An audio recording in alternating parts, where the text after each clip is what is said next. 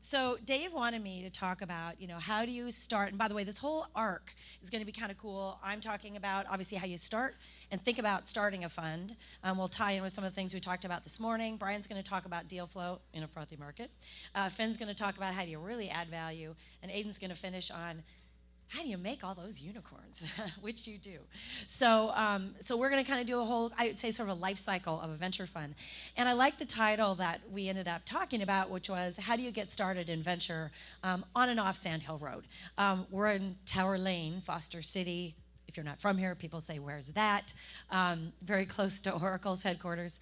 But the point being that, when you think about the way ventures is running, there is a real bonus these days to next generation, and not all, therefore, funds need necessarily to be created on Sand Hill Road.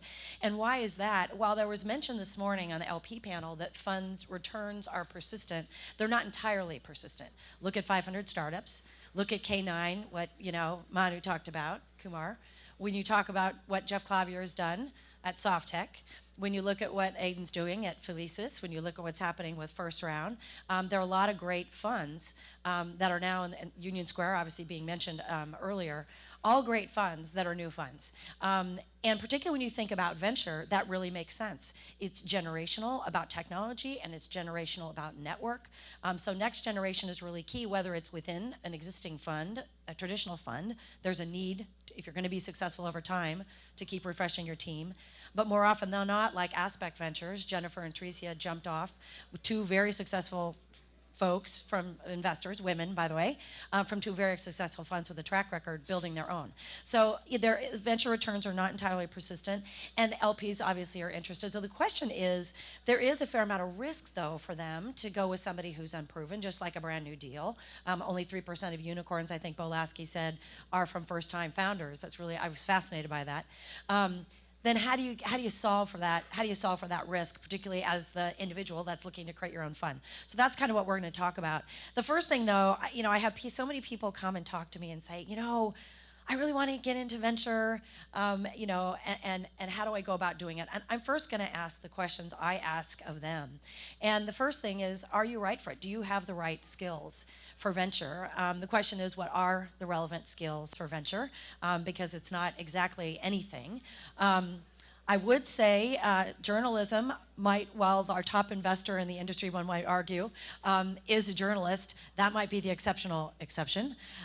What you really find is technology background. If you're going to bet on it, and we just talked about this relative to how best to think about getting into venture and how you individually might be ready, I think your best shot on goal is to have some form of experience, and all these investors do previously in some form of technology. They weren't all technologists and not all engineers, but they had relevant startup experience. And what's important about that, we'll talk about in a minute.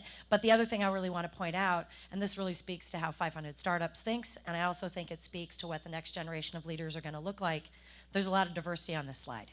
500 Startups really enjoys that kind of thing, but I also think that's very representative, I hope, and I believe in how the future is going to look. So just a quick aside on that topic. But the reason it matters to you, but it matters to your LPs because it gives context to what you're investing in. You're going to add a whole lot more value to the entrepreneurs you're working with, but you have context for what you're looking at. I mean, for me to go try to do a bunch of biotech deals, I'm smart. I was a chemistry major undergrad. It's not like I come to it with nothing. But compared to my former partner who worked at Gilead and Genentech, what value do I add to an entrepreneur? And I'm risky for an LP. And I sure don't have the network to bring to bear to find the best deals. So it's a relevant thing as you're pitching. That's a really credible thing for you to think about. Do I have the right skills? And then the next question, well, a lot of folks sit down in front of me, and again, they're so passionate about venture. And they say, because I really want to found a company. And I say, no. Entrepreneurs found companies. They're the ones that are on the field. And that's kind of how I think of it. And this is where investors are. You're off the field. And if you really are more of a player, really think twice. Maybe what you should do is be an advisor to lots of others, but really spend most of your daytime being a player. Because being a coach is very different. I was recently taught a new phrase. We all know LIFO, FIFO, but I like NIFO. Nose in, but fingers out. I mean, if I'm getting my fingers all over the company, and it's frustrating. I am a reformed, I managed technology, in the early 90s and late 80s, now dating me. But it is hard. Sometimes you want to, like, I know how to solve that. And you just have to stand back. Your job truly is to be a coach because you're not there every day. You need to empower your entrepreneur to be successful, even if it's something he or she have never done before. So that's a really different piece. The other piece you have to think about is the model right for you. And a lot of people don't talk about this. They think, gosh, venture is so cushy and all this money flows your way. And actually, for most of us, and particularly when most VCs start by angel investing, we were just talking about that earlier, you're deploying a lot of capital before you really even have a job. Jeff Clavier talks about how he started SoftTech that way by having no job and investing in small companies before he was able to raise institutional money around SoftTech. Well, that's a net outflow as you're beginning. And then ultimately, when you're starting to raise a fund, you're putting a lot of sweat equity and some of your cash, hiring lawyers, getting a space to hang your, getting some kind of logo up before you start investing. And then when you even start your fund, you're investing alongside your limited partners. It's the truth serum when you put a meaningful amount of your savings right beside your limited partners. So you really have to believe in what you're doing and be willing to put a lot of your savings. We have a majority, believe me, I always tell my LPs, ask my husband how the portfolio is doing. He's always like, when is that going to exit and how are they doing? Because a lot of our money is wrapped up in our portfolio. And then even worse, think about how the money flows. People say, is it better to be an entrepreneur or a venture capitalist? And I can think of Scott Dorsey, the founder of Exact Target, or Josh James, the founder of Omniture, both unicorns that we created when we invested in them in early stages. They're all driving fancy Ferraris, and I'm still working to get capital back to my LPs in both of those funds. And that's true. We're managing a portfolio, and if somebody gives me $100, I have to give $100 back before we split 80-20, then the returns is from there. So you really have to have real fortitude. And by the way, we return all called capital. Called capital includes the fees. So we're really not motivated to pay ourselves too much money. It's just going to be more to return. So I'd rather have it invested in companies than having a cushy short-term lifestyle. So that's kind of my anti-venture, are you really ready for it commentary. But then let's go back to first principles, sort of what is venture capital, what is our role here. This is really why we're all here. We're not here because of venture or angel or platform investing or anything else. It's really all about the entrepreneur. It's really about the unproven ideas. Our capital is, though, the alchemy that yields the growth. That's what makes it interesting to the entrepreneur. That makes it interesting to us.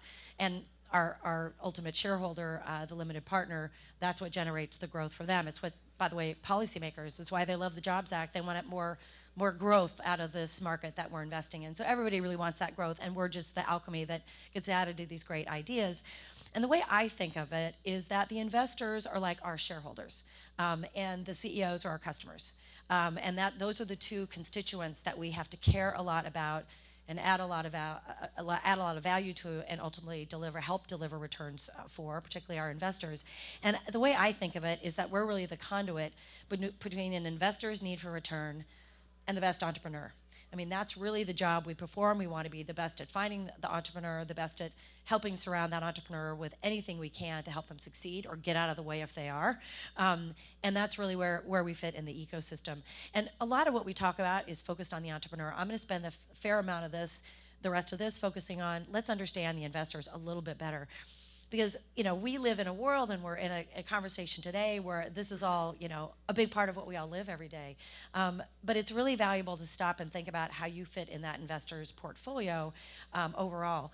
And just as when you're pitching, working with an entrepreneur and they're talking to you about their great company, it's valuable, obviously, when they understand more about you. Well, you need to understand more about the given LP you're talking to, but it's good to understand about the overall market. This is Aon Ennis Knupp data. This is recent, $101 trillion worldwide invested.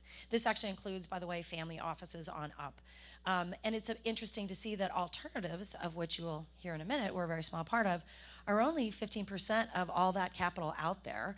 When you look at how that's invested, private equity, which includes the big boys, is only 15%. You will see that vary for endowments and foundations, where that might be as much as 50 or 60%, but that's only 0.2% of overall capital at that 15% range. Maybe it's as much as 7, 8, 9, 10 of all that capital. Now we're still talking about all of private equity.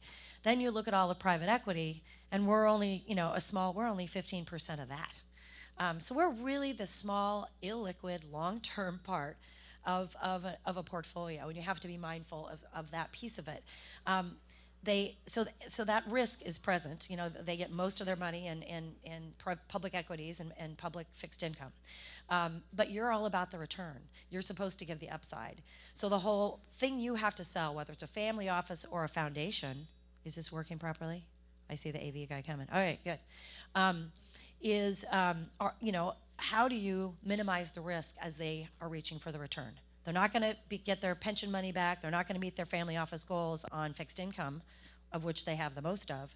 So they need us. But how do you get them comfortable and taking on that risk? And when you look at this, we do provide the return over time. This is Venture Cambridge Associates data against Russell 2000. So, we should outperform. And over 20 years we have of late. You see that during the bubble, we don't meaningfully outperform. It'd be a lot better to buy public securities than to buy into venture in the last 10 years, or at least the returns during that period. But over time, we have provided great return. To put a little bit more light on that bubble, just to get back into an investor's head, if you're looking to invest, we've been talking about froth in the investing market. Well, think about an LP's point of view. This is what they're worried about. The green line are the returns for the venture business. And you see the peak in 2000 and you see it go away. Because what you saw was all this institutional capital saying, ooh, I want those returns.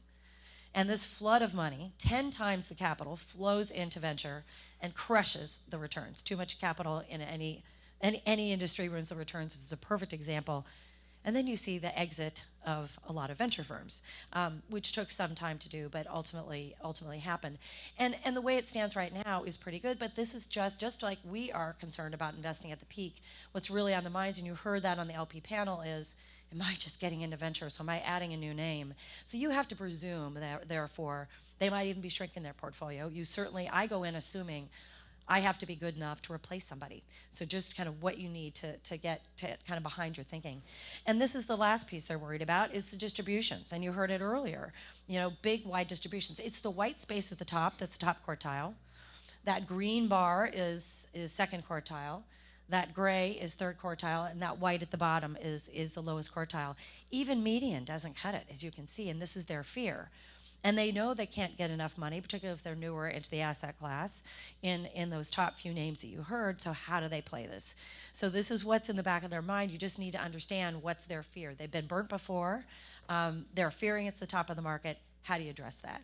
Well, there are a couple ways to do it. And overall, I think from a career point of view, this idea of getting tech experience, doing some angel investing. I'm a Broadway angel. They couldn't remember earlier, Ellen and Dave, what this female angel group was about. It's called Broadway Angels. You can check it out online.